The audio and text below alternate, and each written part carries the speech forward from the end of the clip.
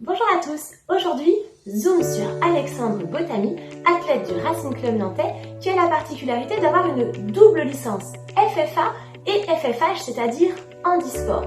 Alors Alexandre, est-ce que tu peux nous décrire brièvement ton handicap et nous expliquer les difficultés que ça engendre pour toi, aussi bien dans ton quotidien que dans ta vie d'athlète? Bonjour à tous, quel est mon handicap? Donc, je suis déficient visuel, je suis un champ de vision qui est rétréci vers le centre. Quelles sont les difficultés que je rencontre aussi bien dans ma vie active que dans ma vie sportive?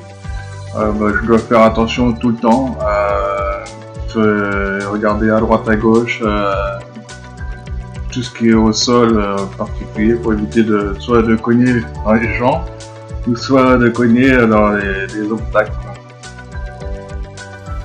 Je crois savoir que tu t'entraînes dans un groupe de demi-fond FFA, alors bien évidemment tes coéquipiers d'entraînement connaissent ton handicap, mais malheureusement ce n'est pas le cas de toutes les personnes que tu peux être amené à croiser aussi bien sur le stade qu'en dehors du stade à l'échauffement, d'autant plus que ton handicap ne se voit pas au premier abord.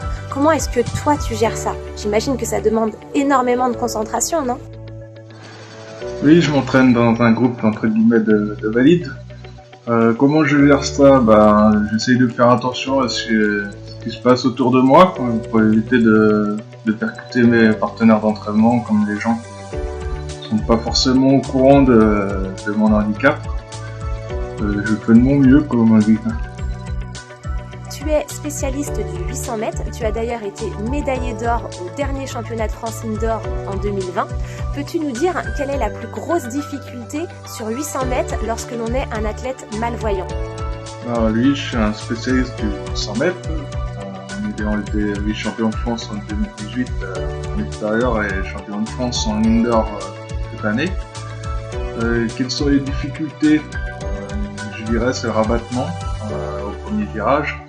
Comme je vois pas sur les côtés, donc c'est tout le temps délicat de se rabattre. C'est très stressant, pour rien cacher. Toujours dans la peur de percuter quelqu'un au rabattement. Est-ce que c'est compliqué de s'entraîner l'hiver pour un athlète malvoyant? Alors pour une pathologie comme la mienne, parce qu'il y en a plusieurs parmi tous les malvoyants, l'hiver oui c'est compliqué pour moi. Parce que d'une part il fait nuit beaucoup plus vite, moi la nuit je vois beaucoup moins bien. L'avantage c'est que je m'entraîne quasiment tout le temps au même endroit, donc je sais où sont les obstacles. Après ça me demande encore plus de concentration pour tout ce qui est autour de moi, donc tous les athlètes qui s'entraînent au même endroit que moi.